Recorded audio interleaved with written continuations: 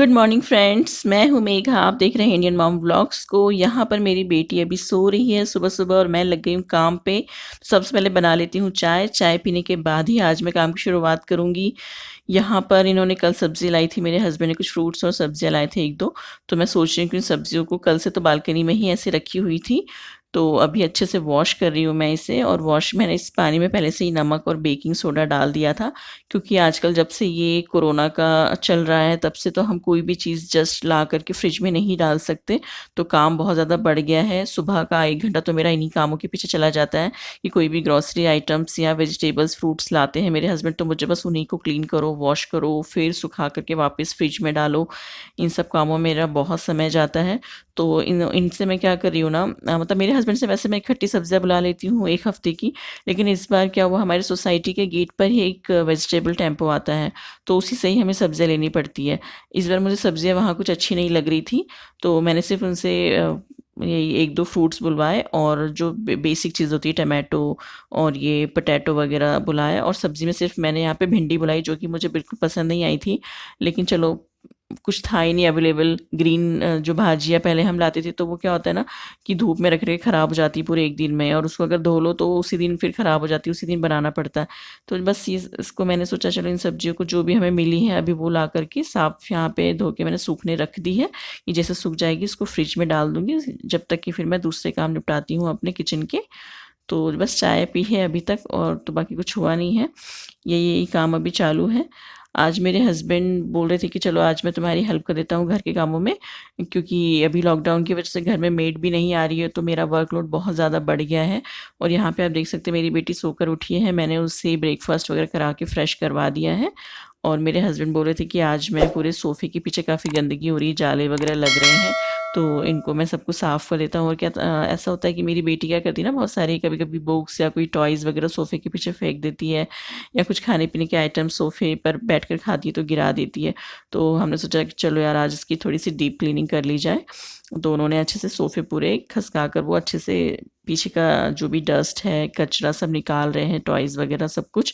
तो आज उन्होंने कहा वो मेरी मदद करेंगे, बल्कि उनको हाथ में थोड़ी-सी स्वेलिंग लग रही थी। मैंने उनको मना किया कि आप मत कीजिए, उनको कुछ दिन पहले मोच आई थी हाथ में, तो फिर भी वो नहीं मान रहे थे। बोल रहे थे कि नहीं, मुझे काफ़ी अच्छा लग रहा है, अभी आराम मिल गया है, तो जस्ट मैं थोड़ा सपोर्ट के लिए बैंड अपना लगा दे रहा हूँ हाथ में, जो उन्होंने पट्टी बाँधी हुई है बैंडेज। और फिर भी वो कर रहे थे मेरे बार-बार मना करने के बावजूद भी, क्योंकि उन्हें भी लगता है यार कि मेरी वाइफ़ अकेले दिन भर काम करती रहती है। और फिर इनका क्या होता है ना, वर्क फ्रॉम होम होता है, तो ये सारा दिन ऑफ़िस के कामों में लगे हुए रहते हैं। तो ये घर के काम में मेरी मदद बहुत ही कम कर पाते हैं। लेकिन सैटरडे संडे ऐसा होता है कि ये मेरी कामों में मदद कर देते हैं। इनको बहुत अच्छा लगता है कि यार चलो, मैं अपनी वाइफ़ की मदद कर रहा हूँ। तो मेरी बेटी भी फिर बीच-बीच में आती है अपने पापा के साथ कि मुझे भी करना है, मुझे भी करना है। और आप इस सोफ़े पे जो देख रहे हैं ना, सारा बैग, बुक्स और कॉइन्स, ज़ाइलोफ़ोन, ये सब मेरी बेटी का है। ये बिल्कुल भी सोफ़े से हटाने नहीं दे रही थी। मेरे हस्बैंड ने ट्राई किया था कि सफाई करने के बाद जब वो झाड़ू लगा रहे उससे पहले ये सारी चीज़ें समेट के रख दें वार्डरोब में, लेकिन वो नहीं मानी। तो फिर सोफ़े पे सारा कचरा ऐसे ही पड़ा हुआ है, क्योंकि वो जैसे मेरे हस्बैंड बार-बार उठा रहे थे वो रो रही थी, इसलिए हस्बैंड ने कहा चलो जाने दो, बच्चा है रहने दो। और देखो, पैर झटक करके सोफ़े पे पाँव रख रही है। उसके पापा ने उसे सिखाया है कि गंदे पाँव सोफ़े पे नहीं रखना है। तो पैर झटक करके फिर वो ऊपर बैठती है सोफ़े पर। तो ये तो काफ़ी अच्छी चीज़ है, अच्छी-अच्छी चीज़ें जल्दी सीख जाती है। और जब भी हम कोई साफ-सफाई करते हैं ना, वो बिल्कुल बीच-बीच आती है, बार-बार आती है, उससे भी हर काम करना है। और उसी के सारा घर में उसी के टॉयज़, उसी की चीज़ें सब पड़ी होती है। Oh my God! ये मेरे हस्बैंड क्या कर रहे हैं? हस्बैंड भी कॉमेडी करते हैं, उसके साथ-साथ शुरू हो जाते हैं। बल्कि मैं उनको मना करती हूँ झाड़ू को कभी पाँव नहीं लगाना, लेकिन यहाँ देखो। चलो कोई नहीं। फिर वो बस अब इस तरीके से घर में वो झाड़ू कर रहे हैं, मैं इसी बीच में अपने किचन का काम निपटाती जा रही हूँ। मुझे भी किचन में बहुत सारा काम था आज। मैंने सोचा कि जब तक मेरे हस्बैंड झाड़ू, पोछा और घर की साफ-सफाई कर रहे हैं, तो क्यों ना मैं किचन के सारे काम निपटा लूँ। तो मैं किचन में लगी हुई थी, वो घर के कामों में लगे हुए हैं। और वैसे भी दोस्तों, ऐसा है कि अभी तो हमारी सोसाइटी में मेड्स वगैरह बिल्कुल अलाउ नहीं कर रहे हैं। क्योंकि यार वो कहाँ से आते हैं, कौन-सी कॉलोनी में रहते हैं मेड्स वगैरह, और मतलब ऑटो वगैरह भी बंद है, तो वो लोग कैसे आ पाएँगे? तो वैसे ही बहुत दिक्कत है। तो हम लोगों को मिलकर ही काम करना पड़ता है घर के। तो मेरे हस्बैंड सैटरडे संडे हमेशा ऐसे ही शुरू से ही मेरी मदद करते हैं, जब से हमारी शादी हुई है वो हमेशा, और जब से मेरी बेटी हुई तब से तो वो बहुत ज़्यादा हेल्प करते हैं मेरी, क्योंकि उनको लगता है कि यार पूरे हफ्ते तो मतलब बीवी अकेले ही काम करी, तो चलो वीकेंड पे सपोर्ट कर दो थोड़ा सा। तो इस मामले में मेरे हस्बैंड बहुत अच्छे हैं। आपके हस्बैंड कैसे हैं, वो काम करते हैं या नहीं, मुझे कमेंट करके ज़रूर बताइएगा।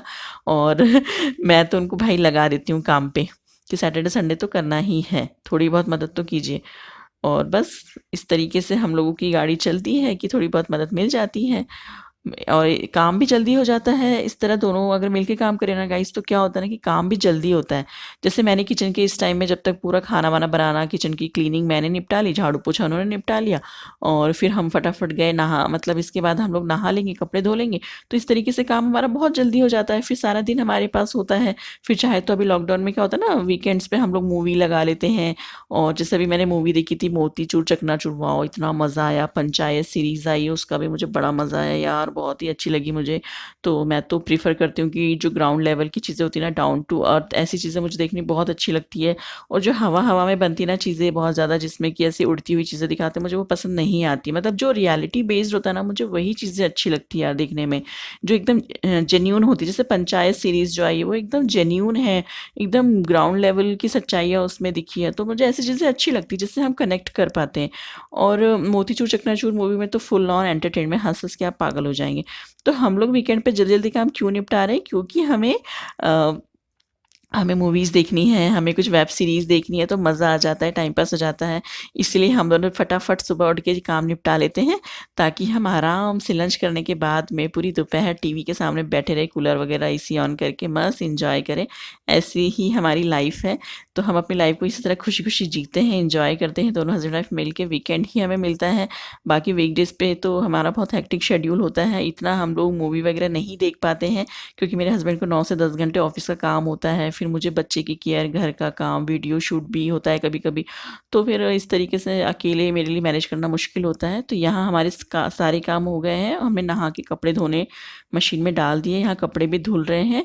फिर हम लोगों ने लंच वगैरह किया, उसके बाद में हम लोग लंच के बाद में ये समर के दिनों में क्या करते हैं ना कि लस्सी पीते हैं।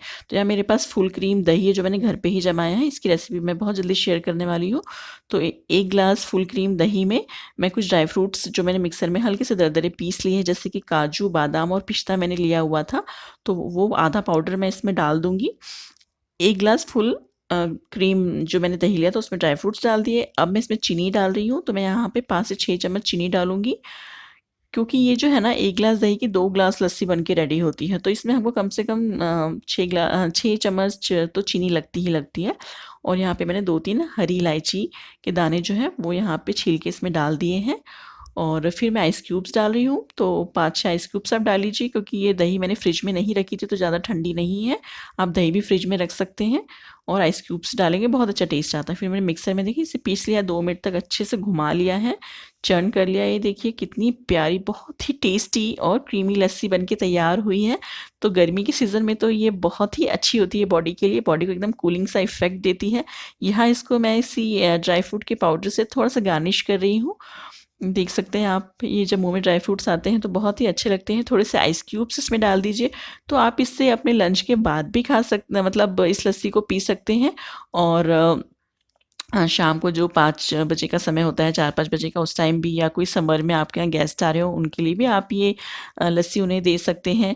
और ये बहुत ज़्यादा गाढ़ी होती है, तो इसे चम्मच से भी खा सकते हैं, तो ये बहुत ही यम्मी लगती है। तो दोस्तों, आपको मेरा ये वीडियो कैसा लगा, ये व्लॉग कैसा लगा, मुझे ज़रूर बताइएगा, और ये रेसिपी आप भी घर में ट्राई कीजिएगा और मुझे कमेंट करके बताइएगा आपको कैसी लगी। तो मेरी वीडियो को जल्दी-जल्दी से लाइक कर दीजिए, इस वीडियो को शेयर कर दीजिए, और अगर आपने अभी तक मेरा चैनल सब्सक्राइब नहीं किया है, तो जल्दी से सब्सक्राइब कर लीजिए और बेल बटन प्रेस करना बिल्कुल भी ना भूलें। Thank you.